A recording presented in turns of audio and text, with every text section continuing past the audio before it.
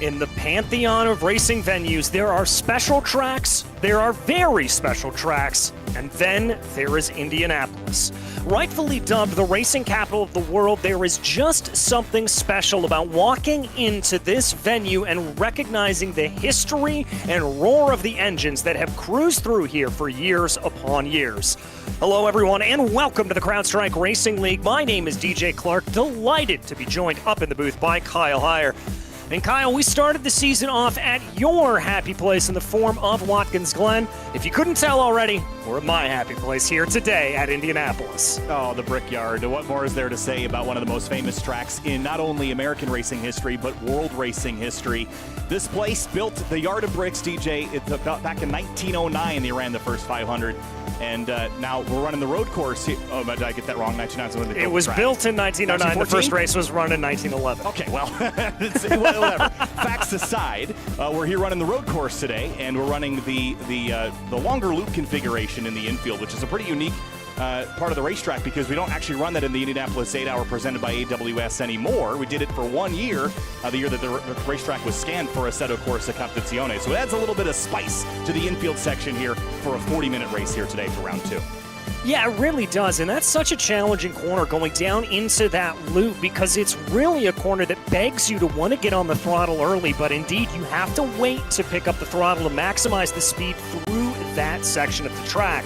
But when we talk about Indianapolis and we talk about this road course, the thing we have to harp on, the thing we have to come back to is turn 1. The wide open nature of running on the oval portion of the track, narrowing down into that right-hander, and indeed really one of the only bits of elevation change that we get on the circuit as you dip off of the banking and into this interior road course. And here's a look on board with one of the drivers right now. This is Bill Strobel that we're going to ride on board with here on this lap. You can see this turn 3 and 4 section here. Before we loop back onto the back straightaway, head into turn number 7, which is probably your best passing opportunity, your best overtaking spot other than that first corner, DJ. This long backstretch into turn 7, you got to get a big draft down here before you head off into 7. Yeah, you certainly do, and as qualifying is underway, Strobel weaving a little bit here to get the tires up to temperature. That's going to be crucial as well. There's not a lot of high-speed corners on this track to generate that sort of lateral load that will naturally get those tires up to temperature, so you've got to do a little bit of it manually. But now as we come back through the back half of this infield section, you can see just how much speed, though, you have to carry before you come up here into turn 12. Another, sometimes unlikely, not exactly a place that you would think you can get an overtaking opportunity done, but we've seen it happen many a time. Yeah, it's a really fun section, a sequence of corners, because you're actually braking on the banking as you come up, and as you're braking even in a straight line, you're still on the banking as you enter the corner, turn off into it, again into the last couple of corners before you get through the last turn and back out onto the front straightaway. So famous, echoing between the concrete walls and past the pagoda down to that first corner that you were talking about earlier. This series, of course, we're in our second round as we dive off into turn 1. Quick qualifying here, only 10 minutes to get the job done here, DJ. Only 7 remaining, and you're going to have to get the job done very, very quickly. There are some returning drivers from the previous round. Josh Staffen is here, new livery on board his Aston Martin here today. Martin Lassen is back, Daniel Kavanaugh is back, and so many more. With a 36-car field, there are plenty of people here competing in this series.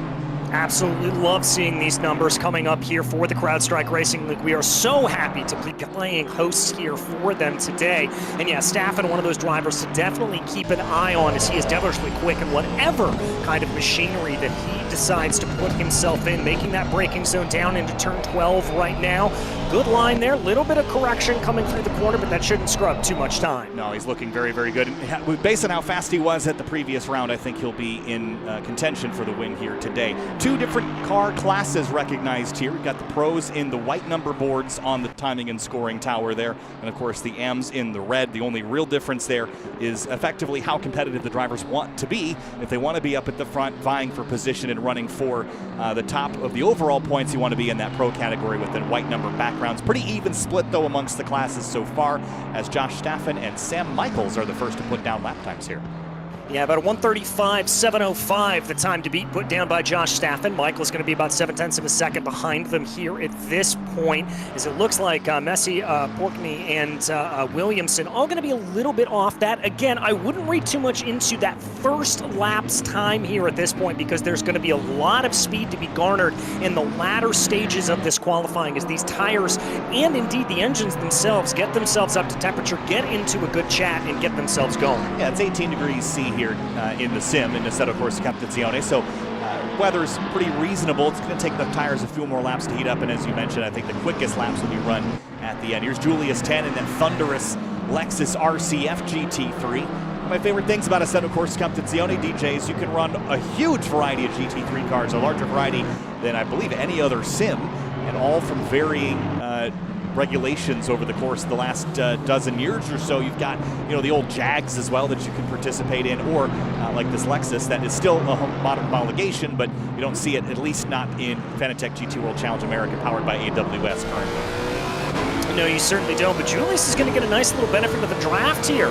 Coming down the back straightaway on Holman Boulevard, you mentioned that's a prime overtaking opportunity. It's exactly what Julius is going to do. That's going to compromise his qualifying time here just a little bit, a narrower line coming down into that left-hander, but at the same time, he will be able to get a few more. That's going to compromise his time a lot more. Big slide coming through the S's. Yeah, pretty flat racetrack here, so you don't have a lot of banking to lean on as well. Got to dial in those traction control settings in particular. Here's a driver we got to keep our eye on, Vlad Dola with the CrowdStrike team, running in that pro category, but has not yet put a time in the books. Pretty late start here to qualifying. Can he start up front, or will he have to drive through the entire 36-car field in order to get a decent finish here today? Well, Dola's going to work his way by a Ferrari 296 there. Again, the new homologation, the new model for that car coming in last year and taking its first victory on North American soil in the 296 variety at Road America last year, with Conquest Racing taking a double victory there. But as you said, Vlad Dola is going to have to get a little bit of a move on here with only about 3 minutes and 40 seconds left to go in qualifying. That's barely going to be enough time to get 2 laps in. Yeah, not a lot of time indeed. Is back up at the top, Sam Michaels, Luke Pfeiffer up in third, and then Hamza Golzar, who was up at the pointy end at our first round a couple of weeks back in December. He's running fourth now in the Porsche 911 GT3R. Now, if my spidey senses are tingling the proper way, I think this is the 991 generation Porsche, because it's still got both their taillights separated, DJ. So that's not the newest generation of the Porsche that you can see both versions of currently in Fanatec GT World Challenge America, powered by AWS. You are indeed correct. That is the old version of the car. Both are presently homologated for Fanatec GT World Challenge America, powered by AWS competition. But that 992, just an Evo version, really and truly what it was. Just tweaking the electronics, tweaking the aerodynamics ever so slightly, and the big hallmark to be able to tell is that single light bar across the back. That's the way to be able to tell those two apart. Let's see if Hamza's got a better time to put in. He does indeed, and comes within a half a tenth nearly of Josh Staffen. Well, Staffen's going quicker right now. He's in the middle sector at the moment, up 0.3 on his best lap, which would put him more solidly out in front. But Luke Pfeiffer is also in the green by 0.6 of a second as he rockets through the last corner here. Got some traffic in the way, but that's just going to help him here in the slipstream for the first part of the straightaway. But that's Dola in the 500 that's going to pull off to the side and allow him through. And Pfeiffer picks up to third. Let's see if Staffen can go quicker. Staffen's going to be coming out of the final corners right now. A CrowdStrike by Riley machine right in front of him there. This is going to be coming out of the S's. Just really 2 more braking zones to go, as it looks like another one of the Aston Martins getting out of the way there for Josh Staffen. Nice run through turn 12, not clipping too much of that entrance curbing, as that kind of really upset the balance of the car. The number 93 now going to work his way through the final corner, trying to improve on that 135.7. Pfeiffer is down in pit lane. That will end his qualifying attempt. Let's see if Staffen's got a little bit more left in the tank. Crosses over the line. He does. 0.7 of an improvement. Yeah, that's a 135.095. No one's even gotten close to that, so that'll put him on pole by quite a bit provisionally here. Someone also very dutifully pointed out that this 911 that Hamza Golzar is driving isn't even the 991.2, it's the 991.1. I think that's You can tell that by the two vents that are between the tail lights. All the versions have just minor cosmetic changes over the years, but they all look like Porsches, and they're all very, very good in their own right. But Gozar unable to pick up. He stays P2. Aaron Puckett in the Trace 3 Acid right up to the wall into the braking zone here for turns 11 and 12. Currently 7th, but up 0.7 of a second with 2 corners to go.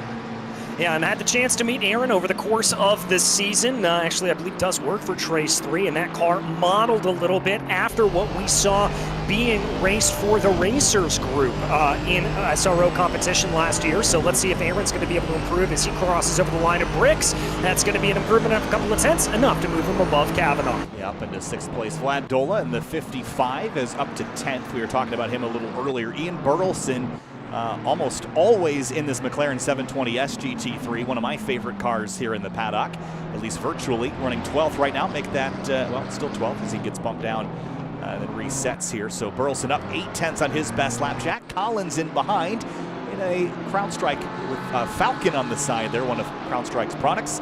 The Mercedes-AMG GT3 Evo looking a little bit different, maybe a distinction without a difference from the livery that you'd see in Fanatec GT World Challenge America. Yeah, going to get a good run here out of the final corner. Let's see if Collins is able to improve. That's a big jump there for the Mercedes driver, and indeed he is going to be the highest placed Mercedes driver up into 9th place, about 1.8 seconds off of the top. Let's check back in on Ian Burleson in that Garage 59 McLaren as it brings its way around. Nice little line there coming into turn 12. I thought that may be a little bit off, but just took a later apex. 720 going to kick up a little bit of a dirt there coming through turn 13. Now let's see what he's got underneath him, trying to improve from 14th spot. Here comes Burleson out of the final corner. A couple cars ahead of him, but here comes Burleson up 0.8, a 136.372, good enough for 6th place late in the going there. That's a strong lap there by Burleson. Very, very strong lap, and Burleson going to get off to the side there and put himself off to the side as we take a look back here. And Kyle, I'm intrigued to see what's going to happen. Josh Staffen leading the way, but plenty of close running up at the top of that chart. I think we're in the mood, not in the mood, I think we're in store for a great race here. I'm really excited for this. Every time you come to Indy on the road course, turn 1, huge topic of discussion, not just because of the minor elevation change that you mentioned earlier, but because of the trouble spot that it is on race starts, especially when you're double file. It can be super chaotic down there, especially with a big field, so we'll have our eyes trained on turn number 1. But as qualifying is completing here, DJ, take a moment to talk about CrowdStrike Racing and their relation to SRO Motorsports America. Of course, there's kind of a 3-way relationship between them, SRO Motorsports America, and AWS. CrowdStrike, of course, is the official cloud and internet security provider of both AWS and SRO Motorsports America. Of course, AWS provides hosting services for all of the things that CrowdStrike and SRO Motorsports America use. So it just kind of pings back and forth in this 3-way triangle of benefits. And it's really, really cool that CrowdStrike Racing puts in so much effort.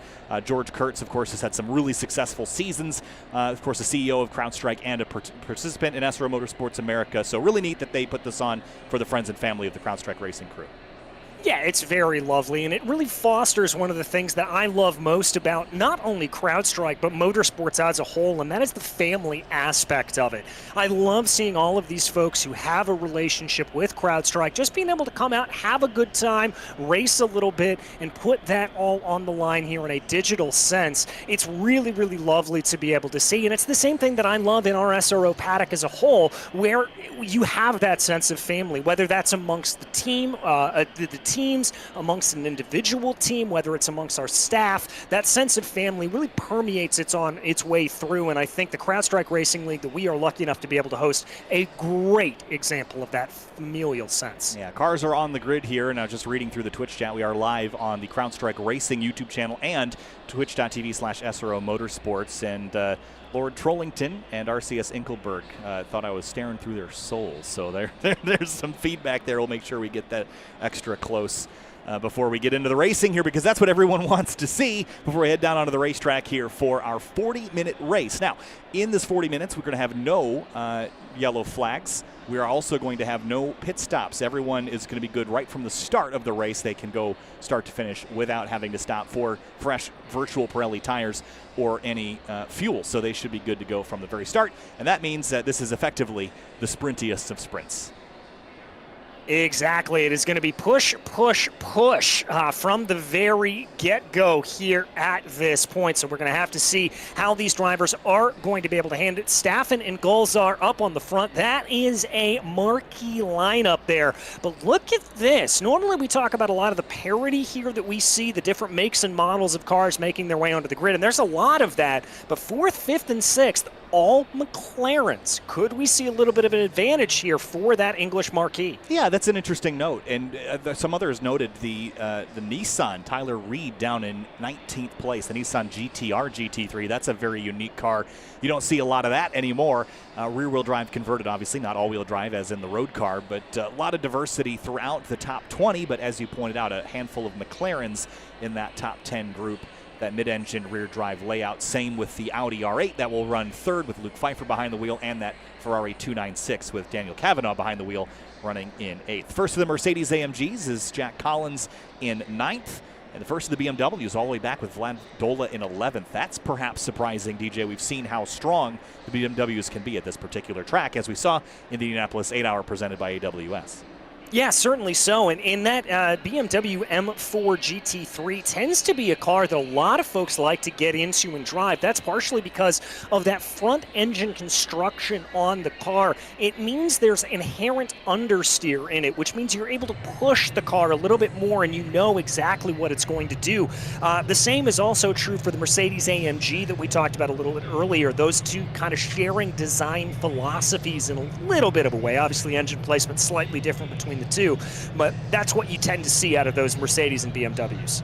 Well, engines are fired and the countdown has elapsed, and that will leave us with one pace lap before we kick things off here for our second round of the CrowdStrike Racing Esports League here in Assetto Corsa Competizione for friends and family of SRO, AWS, Operation Motorsports, and CrowdStrike. Cars are off and rolling for their pace lap. And quick run through the top runners of the starting grid here. Josh Staffen and Hamza Gulzar on your front row, followed by Luke Pfeiffer and Sam Michaels in row number 2. Justin Picorni and Ian Burleson make up row number 3 in the 5th and 6th spot. Aaron Puckett and Daniel Kavanaugh, 7th and 8th. Bill Clark, 9th and 10th, alongside Jack Collins, Vlad Dola, and Rasmus Larson in 11th and 12th. Martin Lassen in 13th place alongside Luke Messi. That will make up row number 7. Row 8, Rodrigo Nunez and Bill Strobel in 15th and 16th. Jason Octon in 17th, the number 204 Trace 3 BMW, and Simon Hem Peterson starts 18th in the number 18 car. It's a Ferrari 296. Tyler Reed in that Nissan GTR starts 19th place. Michael Silver 20th in the number 808. Then it's Julius Tan, Alexandru Terzan in the number 88. He starts 22nd. Mads Fabricus Schmidt in 23rd. Abe Friesen in 24th. Then Ryan Small and Andy Edwards in 25th and 26th. Greg Snader, Greg Bell make up an all-Greg row 14. Shahid Soharia, Peter McDade, Ben Armstrong, Tito Rivera, Mike Jensen, Hunter Williamson, Christian Cortez Anderson, Webo Chen make up the rest of the field. The last runners, Dante Lansnaster in the 500, and John Hicks starts in all the way down in 38th place. What a field, DJ, for the start of our second round here of the CrowdStrike Virtual Racing Esports Series here. It's absolutely incredible. And again, thank you to all of the friends, family, and colleagues of these great organizations like AWS, Opmo, and CrowdStrike, and SRO that have all come out here to be able to participate in this. And thank you as well to all of those joining in, tuning in on Twitch or YouTube. Absolutely wonderful to see. We do love you all being here. So thank you so much to that, to all of them for showing up here today. Yeah, this is awesome. 38 cars is a lot. For Assetto Corsa Competizione, especially here in Indianapolis. At turn 1, we've mentioned how troublesome that can be. Josh Staffen has everybody in the rear view, at least when they get that green flag crossing the famous yard of bricks here at the Indianapolis Motor Speedway. And all the way at the back, let's just quickly jump on board with John Hicks and see what he can see off the nose. They haven't even really bunched up back here yet, so you can't even see all that many cars. Let's jump a little higher up the field. Look at Greg Bell's view of all the chaos ahead of him.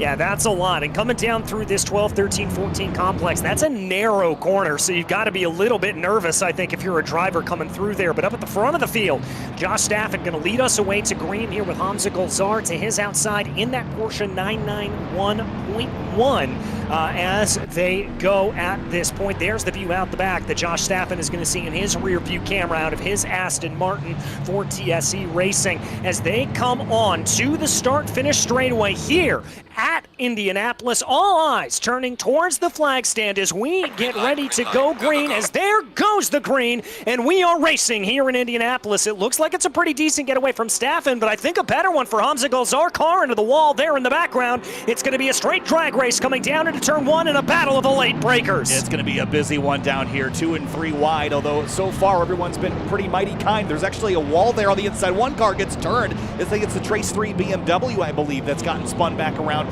Some more contact there. A couple more cars are going to get looped around. Couldn't quite get a look at who they were, but Mike Jensen is one of them. That's the Ferrari, the 331 car that goes around as we go back out to the front here, DJ.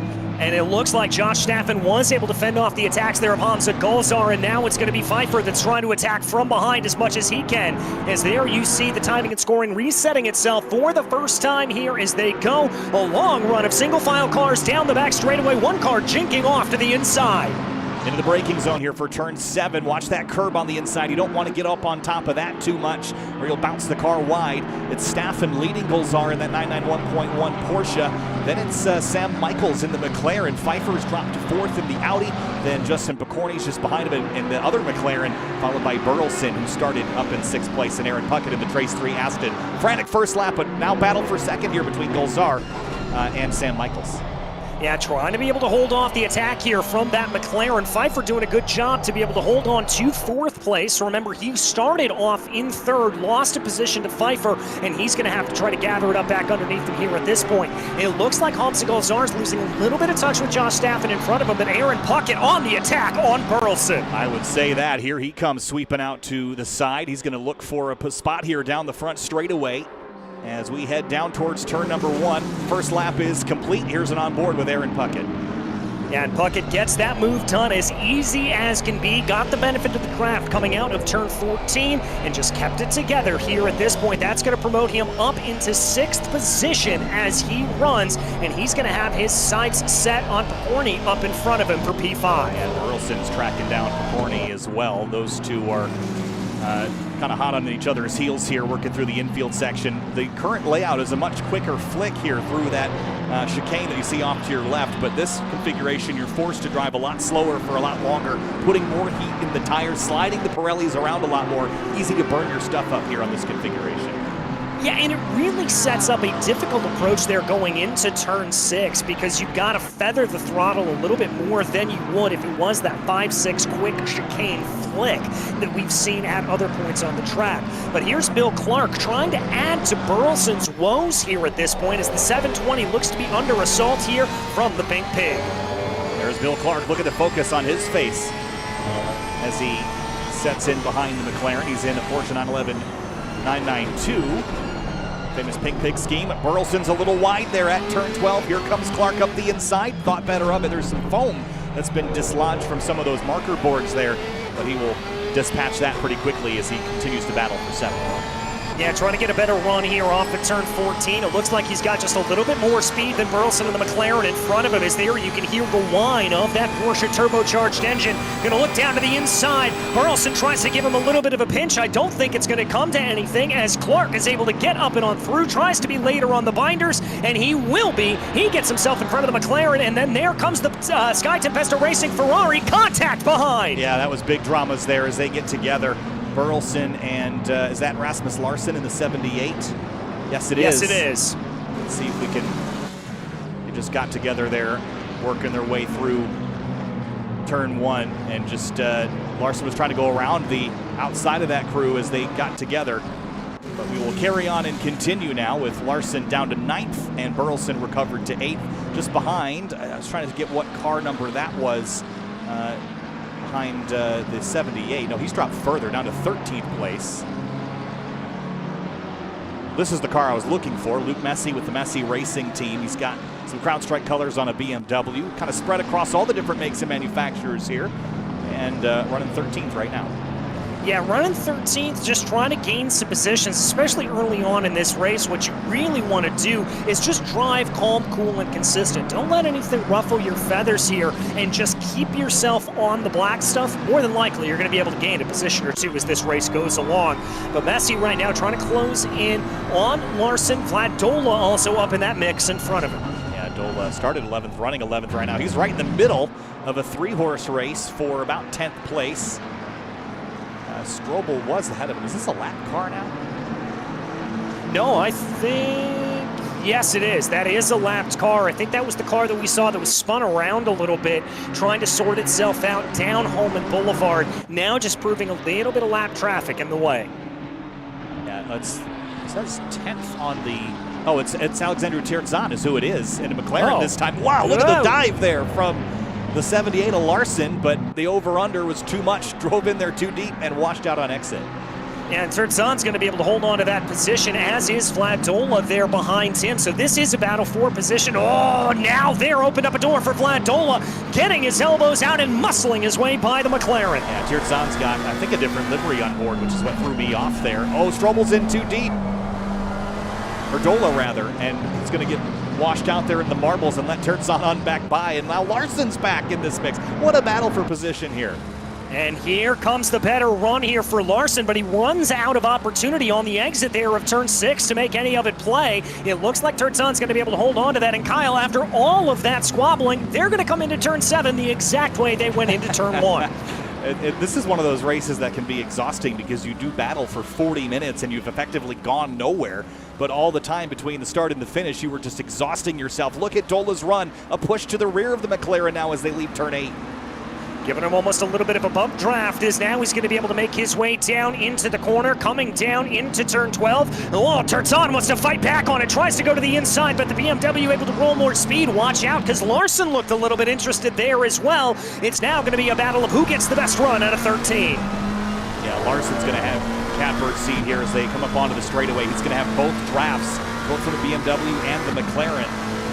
But it's like Terzan got a pretty decent run out. I just don't know if it's going to be enough to defend. He stays on the racing line, doesn't opt for a defensive one. On the brakes into turn 1, Larson lunging as deep as he can. They're going to go through there side by side. They're going to go side by side. Larson, Terzan trying to sort themselves out here at this point. I think it's going to be advantage Larson here as he's got the earlier way through. Messi now wants a little bit of that as well, but gets a little bit of a right rear check there from Terzan as Terzan is hemorrhaging positions. Yeah, that was just a messy couple of corners for Terzan, and Messi's going to go back by now, fully complete the pass. See how much bigger that BMW is just in stature in comparison to the McLaren. And now Burleson, remember, he was looped around in contact with that 78 McLaren a couple of laps ago. He's back for more in 14th place here in that 720. Yeah, trying to be able to get his way back here at this point. He's now got to watch out for Schmidt coming up behind him as well, as that number 37 fighting for position in that AM championship, once again designated by those red markers off to the side. Burleson trying to get his way up and on by. Remember, his battle is not with Terzan in front of him. It's with Messi and Larson further down the road. Yeah, so this is one of those short-term gain, long-term loss things if you're battling a car that is out of class potentially. But at some point, you'll have to dispatch them. So 3 McLarens in a line back here. And just behind is the 666 of Ryan Small, who's in one of the only Lamborghini Huracans in the field. These two continue to scrap. Here's a look at Ryan Small in that Lamborghini. Great looking color scheme on this car as well. I believe CrowdStrike has some representation in some one-make series in Lamborghinis, if I recall correctly, and they do look pretty good. Out front, though, let's quickly check in on the leaders. Staffan's clear of Hamza Golzar by a couple of seconds, it looks like, but for second place, Sam Michaels is all over the back of that 911. Yeah, and this could be one of the things that's factoring into Staffen being able to pull away. Hamza Golzar having to look in his rearview mirrors a little bit to try to hold off the attack from the McLaren number 4 of Sam Michaels from McLaren Racing. And there, as you see, Michael's doing a really good job. He's not really poking his nose this way or that. He knows he's filling that rear view camera of Golzar, and he's recognizing he doesn't need to make a move, maybe trying to let traffic dictate where he'll make that pass. And just getting by the 500 of Dante Lansnasser, who goes a lap down in 36th place. Love this onboard shot here from Sam Michaels on this low-slung British sports car in the McLaren 720S. And the slightly taller but very unique mechanically Porsche ahead of him. That rear-engine layout gives you some very unique driving characteristics in comparison to the rest of the field, especially in low grip scenarios. That Porsche's got a lot of weight over the rear wheels, which can be a benefit. Rodrigo Nunez is down 14 seconds on his best lap. Let's see if I can find what had just happened to him. I don't know that this is what happened. I think it was already slow. Goes off into 7. It's off into 7. It looks okay. That's the battle with Larson and Terzan behind him. This might have been after his issue. Yeah. Oh, you see the damage on the nose, though, DJ. This car's been... Oh, yeah. Good eyes there, Kyle. You can see that hood flap there kicked up a little bit. Yeah, I think he must have had a little bit of a run-in before. Yeah, so effectively what that's done is dropped him out of the lead of the M category down to 3rd place. And now Terzan, Schmidt, and Nunez, this is your battle for the M-Class lead. It was Nunez by quite a bit in that 777, that purple McLaren, the lighter purple one, I should say. But now it's completely flipped the script in just a lap. That's how fast things can change here in this M category. Well, and remember what we said about the seeming domination of the McLarens qualifying 4th, 5th, and 6th here. Oh, that's going to be another tough run there for Mats Fabricus-Schmidt. Just misjudging the braking zone going down into turn 5. But if we look at this, these leaders here in the silver and the AM category, Terzan, Schmidt, and Nunez, they're all in those McLarens. That looks like a very quick car out here today. Yeah, it has been. It's 12th, 13th, 14th, and 15th, all running in McLarens. It was a battle back here for about 20th spot, but it appears to have, the embers have cooled for now. But out front, there's Josh Staffen, and then in the background, here's Golzar and Michaels running 2nd and 3rd overall. This is for the Pro Class podium. And then Luke Pfeiffer is dealing with Aaron Puckett. I say dealing with because he has not been able to drive away from him, but he has been able to keep him at bay for a couple of laps. Well, again, kind of like we talked a little bit earlier, Puckett doing a good job here of just keeping that nose in the rear view camera here of Pfeiffer, not necessarily making a dive, not necessarily going too deep on any corners. He's just constantly making Pfeiffer aware that he is there. And that in turn is going to increase the likelihood that Pfeiffer's going to make a mistake, almost like what we saw there, but I think that was a little bit more deliberate by Pfeiffer, just kind of diamonding off that turn 5 a little bit more. Yeah, it's pretty fascinating to watch how calm, cool, and collected Aaron is behind the wheel, how comfortable he looks.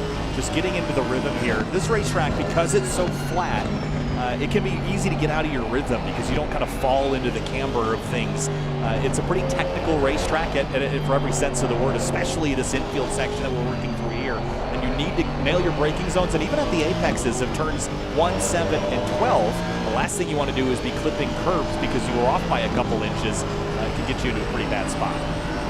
Yeah, it really can, and that's not just with the line coming out of the corner, like you said, Kyle, but kind of what we talked about before, that those apex curbs are so raised because they're such an advantage to be gained by clipping them a little bit more aggressively, that those raised apex curbs will really unbalance the car as it comes up and over there, and so it can also cause potentially a little bit of under tray damage on the car as well, so you've really got to watch out for it. Puckett, though, looks like he's not in a position to attack yet on Pfeiffer. He's just going to keep doing what he's doing and hope he can force that Audi into a mistake.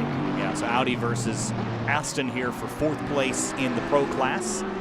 Now through turns 1 and 2. Jumping back into the AM Class field there with Alexandru Terzan leading over Mats Fabricus-Schmidt. A couple of seconds between them now. There's the yellow and black and white car, your class leader. Then the purple and blue is running 2nd. Rodrigo Nunez, who was leading early. Then Simon Hemp-Peterson, who's closing in. This was one of the cars I think we saw bounce off the wall on that opening launch down the front straightaway. It might have been the car behind. Jason Octon potentially into turn 1, though. Here comes the 808 the 425 down the inside. It's a lap car, actually. Picorni trying to get back by Simon Hemp-Peterson. Yeah, trying to put that Ferrari into a good position to move his way back forward, and there he is going to do it. You can see a little bit of the scruffiness on the back. And I wonder here for Nunez if he's got a little bit of, because of that damage that he's got on the front of his car, if that in turn is then causing a little bit of aerodynamic disturbance over the back of the rest of that McLaren, and he's not really getting maximum aero efficiency. I mean, that's a very wide corner coming off of turn 7 there at that, or turn 6 there at that point, and I've got to think that on the straightaways that car is not as slippery as he would like it to be, and it's probably causing a little bit more drag than he would like. Well, here's some stats for you. His best lap was a 1:37.350. His previous lap was a 1:41.362. Now, you can't attribute that to tire wear, at least in entirety, because Josh Staffen just ran about 4/10 off his best lap as the race leader. So clearly Nunez's car is suffering quite a bit. Still side by side down here though with Hem Peterson and that 425. He's just trying to scrape his lap back together. I wonder if he had maybe come to pit lane at some point and gone a lap down that way, because his pace is pretty good. Yeah, that's Justin Picorni there that we are watching. I think that could be it. I'm not entirely sure what it was. We do have Lancaster down in the pit lane. Here comes Picorni. Good. Nunez is going to do exactly what I was going to recommend to him to do. Just stay out of the way there. Recognize that Justin's got a little bit more speed and let him go on by and maybe see if he can steal a couple of tenths here in the draft off of that green machine. Yeah, some fights are worth fighting. I don't know that that's one of them. How about Andy Edwards? This another McLaren. It's a popular car today, that's for sure. Chasing down, I think that's Christian Cortez Anderson in the Acura NSX GT3 Evo just ahead of him. Of course, it has the Honda badging on it, but an Acura here in North America as it runs in Fanatec GT World Challenge America powered by AWS. So that's what we call it here as Edwards works his way through turn 1 with a little bit of pressure from the 999 of Greg Bell and that the green and gold BMW on the outside. Oh, that's going to be big contact into Cortez Anderson in front, just missing the braking zone. There was Edwards. Let's take a look at that replay, Kyle. Yeah, from high above there, just got in there too hot, right into the rear bumper. He was going straight. He tried to miss him, but by the time he realized he was going to make impact, there was not much that either of them could do to miss it. So Cortez Anderson will drop down a couple of spots, as will Andy Edwards in that McLaren. So we'll put them down, and hot, slick tires with gravel all over them. Tough to get the grip back up. Yeah, it very much is. Cortez Anderson's going to have to spend a little bit of time here just nursing those tires back as the grass and the dirt will collect on those slick tires. Going to take that away. Meanwhile, up the front of the field, Josh Staffen for TSE Racing Nexian is continuing to pull away here from Hamza Golzar. The gap now 5.7 seconds. And I think my previous theory about Golzar being held up from the pressure from behind him from Sam Michaels not really coming true. Michaels has dropped back 1.1 seconds behind here at this point, and Golzar still hasn't been able to close the gap on Staffen. Yeah, he does have that group of lap traffic that just had that incident at turn 4, though, all ahead of him. 3 or 4 cars that he's going to have to dispatch in order to put some pressure back on Staffen here before the race is over. And look at this, the closing rate is just so quick. We are closing on the halfway point as well, by the way. 22 minutes to go in this 40-minute event. There's still plenty of time for things to go right or to go wrong. Yeah, there's still plenty of time for things to kind of go a little bit crazy here in this race. We've already seen some incidents taking place. A couple of drivers moving off down to the inside there. Golzar really getting held up at this point. He's got multiple cars in front of him that are all battling for position. He's trying to weave his way through there as kindly as possible and not put himself into a position where he is going to be in trouble. Able to do it nicely. Sam Michaels able to get by there relatively cleanly. Now this is going to be a little bit more difficult with the 54 Ferrari up in front of him. Oh, little bit of a pinch. Excuse me, it's the 94 Ferrari up in front of him. That got a little bit hairy. Michaels may be feeling it under the collar here a little bit. He needs to try to get by this Italian car. Yeah, that was pretty spicy there, but Sam Michaels was able to make up a bit of time on Golzar through that exchange there, and they've both been able to dispatch Aaron Puckett because he's got to deal with all the traffic now himself. Bill Clark is a couple seconds back. So nothing immediately on fire here as far as battles are concerned. We're starting to see the field stretched out, but we should also note that the track conditions are changing. It's cooled down a couple of degrees, and the sun is getting lower and lower in the sky, which is only going to exacerbate that cooling track. Grip levels will come up, DJ, but the marbles continue to get laid down, and going offline will be even more consequential in the second half of the race. Yeah, just as we talked about with the grass and the dirt, ACC does model those marbles as well, those little bits of rubber that get kicked up by slick tires and kind of blown off to the side of the circuit as a result of it. You drive out onto those, it's like driving on marbles, hence the name. So that will be modeled here as well. You've got to be very, very careful. And the farther we get into this race, the more treacherous it's going to be to go out and try to make a move around the outside. On board with Jason Ogden in the 204. Looks exhausted, battling, keeping Jack Collins behind him. This is for 16th place as they head down Holman Way and into the braking zone here for turn 7 in the Trace 3 BMW. Jack Collins in that Mercedes AMG's right behind him. This is for position. Rodrigo Nunez right ahead.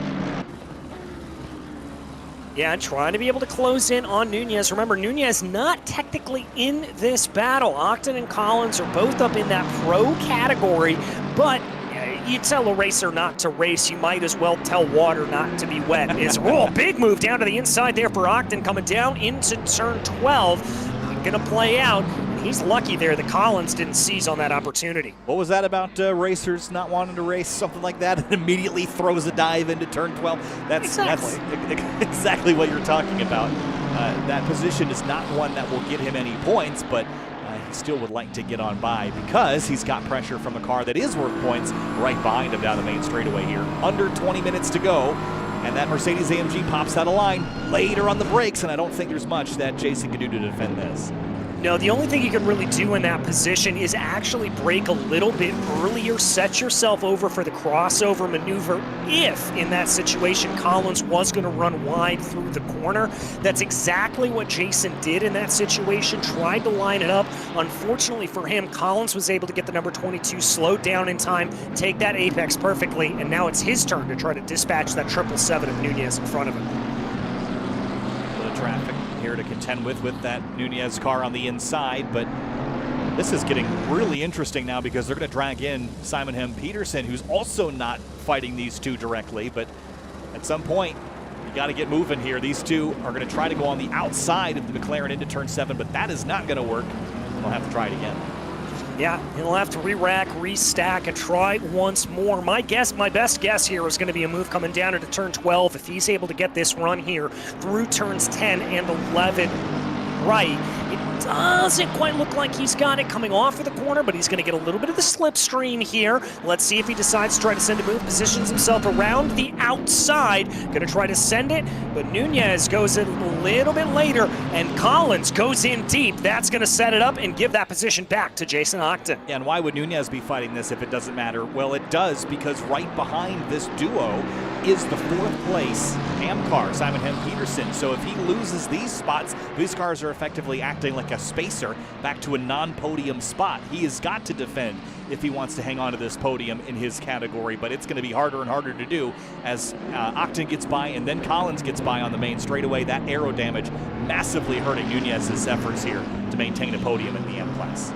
Yeah, 2 more drivers on by, and Nunez now going to be under attack here from Peterson. As you said, I've got to imagine it's just a matter of time before that 18 Ferrari is going to be able to get its way back and on by. The car looks relatively clean, relatively pristine, and so I think this is pretty much a slam dunk here for Simon Hem Peterson. Yeah, Simon Hem Peterson working his way here through the infield section, a little wide there for Nunez. I think Peterson's going to be on him by the time they get back around to 12, based on the rate that he's catching him here. Not missing anything up front for the time being. We'll take it there if anything gets spicy in the last 15 minutes or so, but this is the closest battle on the racetrack for a consequential position, 3rd in the AM category. And here comes the close. Simon M. Peterson just looking, able to take a better line there through turn 10. As you see, cutting onto that curbing there. That's a flat section of curbing, which means it's not going to throw the car up into the air, and it actually encourages you to take a little bit more of a narrow line. Coming down into the braking zone for 12. Oh, big squiggle there for Nunez. Yeah, a little wobble there. And this battle's fun to watch because we know Nunez is good enough to win in this category. He was leading by quite a bit as there's some drama in the background there. But you know, the damage has caused him a lot of strife, and he's going to have to fight this one off. We'll check back in on that one a little later. Out front, it's still Staffen over Gulzar, 6 seconds between them. Then it's a couple seconds back to Sam Michaels, both of those drivers in the same shot here. Then it's Aaron Puckett and Bill Clark, your top 5. Luke Pfeiffer and Rasmus Larson. This is getting interesting again now for 6th place. Larson in the white Sky McLaren. Oh, big crash behind him. That's Martin Lassen is one of the cars turned around, the 111 Ferrari in the 500, which is Dante Lansnaster. That's got the makings there of, I think, a little bit of side-by-side coming down into the corner. Let's watch the 111 here at this point. I think what my best guess here is, Kyle, is somebody got a little bit squirrely coming off the corner and left this 111 with no place to go. Oh, that is even worse than I thought it was. Yeah, that's Dante Lansnaster, who spun to the right, corrected, swung back across the track to the left, and Martin Lassen, unsighted, drove into the side of the 500 and kind of pile drove him into the tire bundles there. That was a huge impact for both those cars. They will continue, but down the order quite a ways, unfortunately, for their races.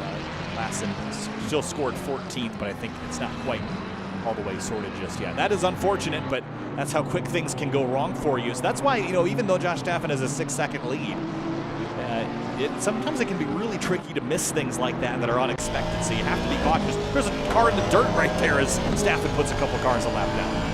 And I guarantee you, Kyle, that's going to raise his heart rate a little bit. Anytime you see a car offline, the fear of what can happen, another car off into the outside there as he comes down into turn 12, that's one of the things as a racing driver that you have to do. You're, three cars there off to the outside. Peter McDade off there, one of the Lamborghinis. That may be Rivera potentially. Yep. Yes, it is. And a little bit more contact there behind is I think that was Friesen and Kavanaugh just kind of bumping doors. Yeah, I wonder, they just started collecting there like some kind of expensive race car junkyard, but he just dove out of the way to miss an accident. There was already a car parked out here, I think, and he just kind of was waiting for a chance to get back on the road when the McLaren, the 44, slid into him. That's Abe Friesen.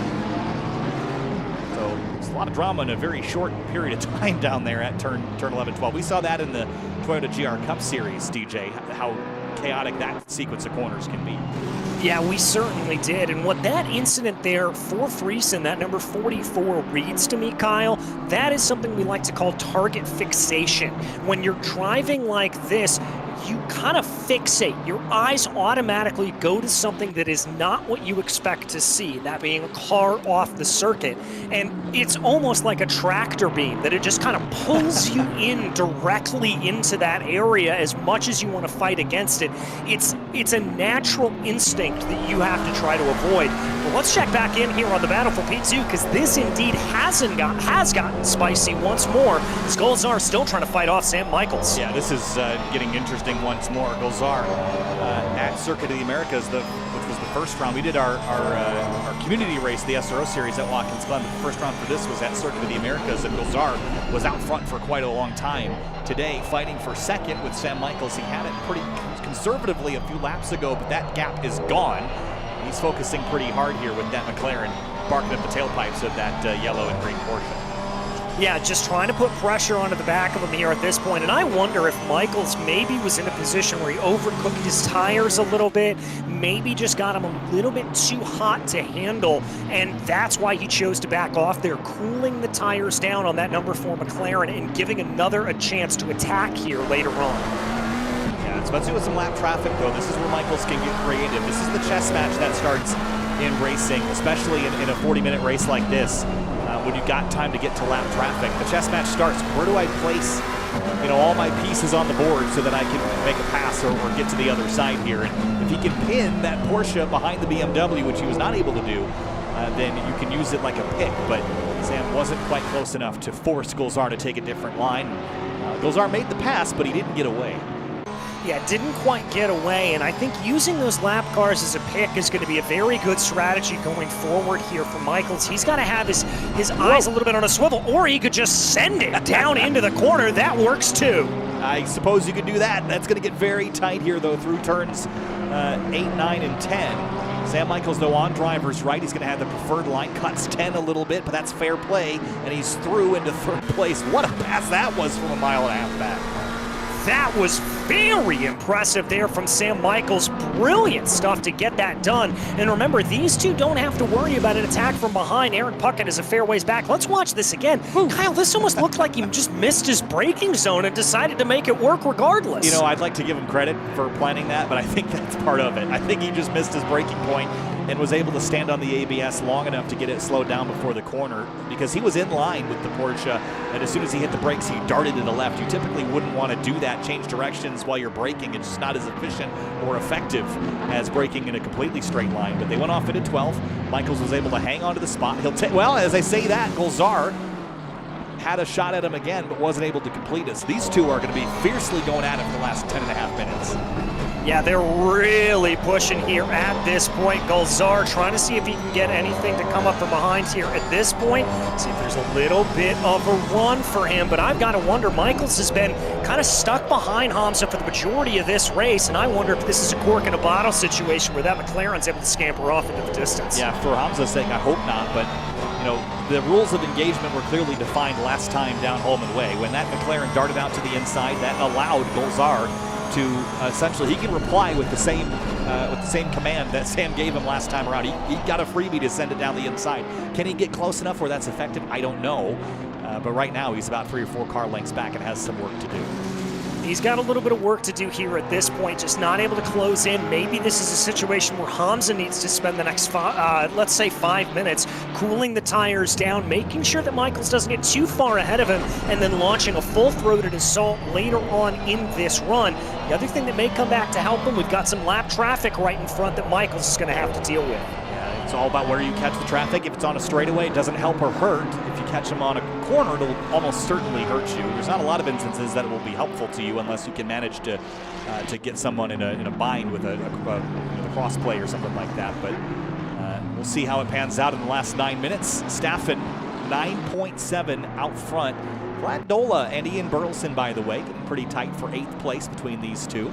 But nothing in the AMP category. Oh, there's a crash. Contact. And that was Dola and Burleson there. Burleson, I think, trying to force the issue a little bit on the CrowdStrike BMW down into turn 10. That was a little bit too much to bite off. Yeah, I think, you know, he saw the door open, went for it, but you kind of wash out wide before you turn in there anyway. I think, you know, if this was a real GT World Challenge America race, I think that probably would be called a penalty, unfortunately. But here, we will carry on and continue as Vlad rolls on in 11th place. Alexander Terzan in the McLaren leading the AM category. 12th overall at the moment in the last 8 minutes of this race. Back to 2nd place overall, because I think this one might be the most volatile fight in these last few laps. Yeah, I think you're right about that. Golzar knows he needs to try to make this up. Remember, a great run last time out. He is, I think, if my math is right, and never trust a commentator's math, the fact that he may be the championship points leader coming out of this round. But Golzar is going to be in full push mode here for the final 8 minutes of this race. Yeah, and again, still some lap traffic to lean on as well. I think one of the things the McLaren will have over the Porsche, I would expect, is higher top speed, especially on these long front and back straightaways. Porsche should have the McLaren, I would assume, in the braking zones in particular, so that's something that Golzar should be able to do a little bit better in, but let's watch on board here in turn 1 and see the difference. Pokes his nose to the inside there, trying to see if he can scare Sam Michaels off of the line. Michaels is not deterred by any stretch of the imagination. They're now going to come up against one of the Lamborghinis in front of him, those Huracans that we talked about. I think that's the 666 of Small up in front. Hopefully they'll be able to kind of steer out of their way here at this point and not put up too much of a fight. The other thing that the Porsche is going to have an advantage on, Kyle, is because of that unique rear engine design, it will be better on the initial launch. There's more weight, more grip to be had coming out of slow speed corners. Yeah, but I think in the middle of the mid-speed corners, like that first sector, the McLaren clearly is better, and we saw it pull away there just a touch. I wonder if that's why it's been such a popular car, is because its mid-speed handling in low grip or low speed scenarios is so much better. Of course, the Porsche should accelerate and brake a little better, but that's not going to do you a lot of good at a flowing section like that first sector is. So Golzar's got an uphill battle here in the final 6 minutes, but neither of them are going to catch Josh Staffen without some more help. Josh has lost a couple of seconds, down to 7.6 over them versus 9.7, but That's probably just being cautious around traffic. Yeah, probably is. Josh knows he's got a big enough gap here at this point. It was 6 minutes left. That's roughly 3 to 4 laps left to go. He knows he doesn't need to push it, and so why risk anything but a big gaggle of lap cars up in front of these two right now. Let's see how they handle it. Oh, watch this. Leaving the last corner. Look how close he got to the grass there at the exit of the last corner. That's a pretty tricky spot. And this isn't like the, as we get down into turn 1, hold that thought here for a moment as they work by some Ferrari traffic, but this isn't like the old configuration of Indy where you use the entire oval turn. Oh, spin! Wow, this is chaotic. We're trying to give a little bit of history here, and they just keep denying us at this point. Obstacles are very lucky to get on by. Oh, again, a very tight situation with a fellow McLaren. Yeah, that is, I believe, Rodrigo Nunez, yeah. But my point is that even with that chicane at turns 11 and 12, that forces you to use less of the oval in turn 1, the left-hander turn 1, the last turn on the road course, the first turn on the oval. You use less of it now than you used to, but you're still at your maximum grip capability leaving that chicane complex. You go right out to the edge of the road there, and if you catch that grass, it's day over. We saw that a couple of years ago in the Indianapolis 8-hour presented by AWS. In the rain in particular, that is a treacherous area of the racetrack. There, yeah, I believe it. There you go. I believe it was one of the K-Pax Racing Lamborghinis that had that issue. Just clipped the grass ever so slightly, and that unsettled the car enough. All right, now Golzar going to come up behind here. I think this is, it looks like BMW up in front of them, and Michaels is going to have to contend with it. It looks like a McLaren, but I don't know who just yet. They're going to pull off to the side, though, and make things very easy for Sam Michaels, at least, and Golzar. 4 minutes to go. I gotta get my eyes checked if I'm mistaking a McLaren for a BMW. Down into turn 1. I need to get my facts checked. You need to get your eyes checked. We're a great combo today, huh? There we go. Exactly. But nevertheless, at this point, Michael's still holding off 0.7 of a second the gap as they crossed over the timing and scoring line here at this point. Staffen has increased that gap up to 8.7 seconds, so I'm going to chalk up that little bit of a tough run there just to some lap traffic in front of him. Yeah, I think he was just being cautious around that. And that makes sense with how rickety it's been around the lap traffic this afternoon with such a big field.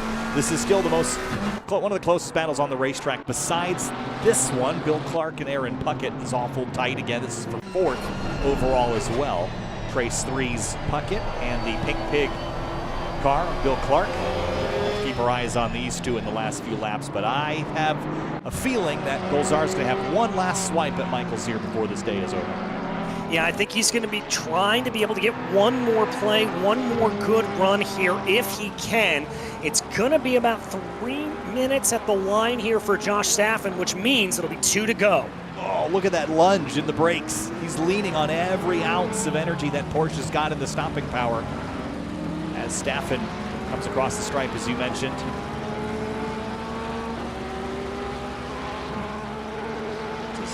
Tense moments here for Golzar because he was in second for the vast majority of this race. It would stink to come home in 3rd when he could have had second just 3 car lengths further up the road. Here comes another look there from Golzar. Half commitment, again, just trying to scare Michaels off the line if he can. Oh, almost a little bit of front to rear contact there as Golzar was able to carry better momentum through turn 2. Sun about to set behind the grandstands there. The race is in its dusk moments as well.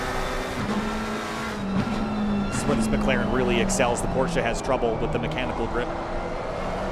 Watch this McLaren just right here, just drives away. The Porsche is able to close in a little bit out at the tail end of that sector though, and keeps him within striking distance. Yeah, keeps him within striking distance. The gap probably about 2 or 3 car lengths here at this point. I don't think it's close enough for Golzar to send a big move here down into turn 7. And indeed, he'll stay behind in that neon Porsche here at this point.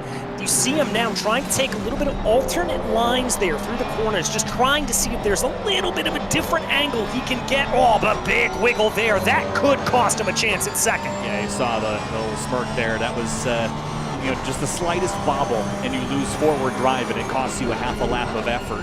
He knows how costly that is. Every time you got to wiggle and wobble that wheel to get a bit of grip to drive forward, it's going to cost you some time on the racetrack. Some lap traffic though ahead of him as as we come around to what should be the final lap here. Here's Josh Staffen. He's past the stripe now. 1 lap to go here. Final lap now. Yep, as we do get confirmation there, and Staffen going to work his way by 14th place Collins. That's how far he's lapped, but Collins doesn't want to give that up. Let's check back here, as now it's going to be Michaels and Golzar with Julius Tan right in front of him in the Lexus. Big move for the McLaren, contact in front. And Golzar sweeps around the outside and takes the spot away, just like that, back to 2nd place. I think Michaels got a little bit greedy there, perhaps. Blue flags were out, but that's not a compulsory flag. You don't have to move over. Michaels went down to the inside and might have made some contact there that dropped him a spot, and give Golzar the spot back. Yeah, it'll give Golzar the spot back, and that was just patience coming out to the fore. But we've got another little battle here. Aaron Puckett now finding himself under pressure from Bill Clark on the number 92 Pink Pig. Yeah, it's about to get pretty dramatic here, I think, in the last half a lap between these two as well. The Trace 3 Aston has some lap traffic to contend with. Clark's going to pull that Pink Pig Porsche to the inside. The McLaren's off in the gravel. But onto Holman Way one last time. Don't know that Clark's quite close enough yet, but we'll see if he can do a lunge. Yeah, we'll have to see if he can send this down into turn 7 here at this point. He is going to get the benefit of the draft, but Puckett is also going to get in front of him, and indeed the Pink Pig stays in line. But let's come back and focus on Mr. Dominant here today in the Aston Martin. The number 93 of Josh Staffen brings the car out of turn 14, looks towards the flag stand as the checkered flag begins to wave here in Indianapolis, and Josh Staffen takes victory. Finish the race. Josh Staffen wins the 2nd round here of the CrowdStrike Virtual Racing League. And last couple of corners, it's a dramatic last couple of corners here for Aaron Puckett. He's got Bill Clark right behind him as they work past some lap traffic. Clark has to run wide to miss it. Has to run wide to miss it, but that's going to give the opportunity here to Aaron Puckett, who will come out of turn 14 and get the throttle down on the Aston Martin, much as his compatriot Josh Staffen was able to do. Puckett comes home in P3. Was there a penalty that was levied there? As it looks like we've had a big fallout there for our former P2 driver. What? Unless he had quit out of the server already, in which case I think it would drop him off the ticker. We'll check on the results page here momentarily. Vlad Dola lunges down the inside of the 77 of Luke Messi. This is for position inside the top 10. And that's a pass and a fail there, unfortunately. Yeah, Vlad just trying to send it there at the last moment as much as possible. The Australian here, Luke Messi, going to come out of the final corner right now, get on the throttle, and Messi will hold on to P9. Vlad Dola will have to settle for P10. Yeah. Wow. That was dramatic. Ooh, all right, let's have a look here at the way things panned out. I don't know how to. I've been trying to figure out how to scroll on this page with a keyboard without I don't have a mouse wheel. Yeah, not entirely sure there what happened to Sam Michaels. That may be an mystery left up to the universe there. Yeah. As Lord Trollington in the chat said, yeah, they were involved with that contact with the lapped car, but I would have thought that they would have still finished up in the top 5 there as a result of it. So not entirely sure there what happened to Sam Michaels, but a fantastic drive out here today for Josh Staffen, and a very patient heads-up drive from Hamza Golzar to bring that home P2. Also, Terzan there in P11, a great run for him. Yeah, we'll look at the results here one more time in just a moment. But what a strong race by everybody at the front there, especially. Some really good battles, especially for the lead there of the M category with all those McLarens in the middle of the race. Just some really good crossovers, cross-unders, and some great battles here. Indianapolis never disappoints, and perhaps we shouldn't have expected it to today either, but just very encouraged by what we saw there as we work towards our next round here in a couple of weeks' time. But Josh Staffen back on top here in the CrowdStrike Virtual Racing League. Well, and as we look ahead to that next round, Kyle, it is the granddaddy of them all. You want to talk about iconic racing circuits? You and I, obviously, if you can't tell by our accents, we are American, but we head to the most hallowed ground Australia has to offer up in the form of Bathurst. That's right, we're going to be running the CrowdStrike Racing League up and down Mount Panorama. And if you thought things got a little bit hairy coming into turn 1 in Indianapolis, boy, do I have a track for you. It'll Yeah, be absolutely incredible. Yeah, Bathurst is it's going to be a lot of fun to watch, and I did find it funny that you mentioned the way that we sound, our accents. I was once told after doing a broadcast with Ryan Marine at Nashville that we sounded like we were commentating a baseball game, which I thought was pretty funny. but I had a good time today, DJ. This is it's Cold Chicago Day here, and to get to think back a couple months ago, back when we were at Indianapolis Motor Speedway, it was a little cool then too. But here to race in a set, of course, Captain at the CrowdStrike Cup Virtual Racing League. What a day! What a show! And round 2 of many more to come. Exactly. We've got a few more rounds here in the schedule, going to be able to get you through some of those off-season doldrums, as it were. I know it keeps me alive and kicking here. And that next race will be February 3rd, again, at Bathurst. But on behalf of the whole production team here today, behind the scenes at SRO, and most importantly from Kyle Heyer and myself, it's been an absolute pleasure to bring you the racing action from Indianapolis. And until we see you on the track, thanks for watching.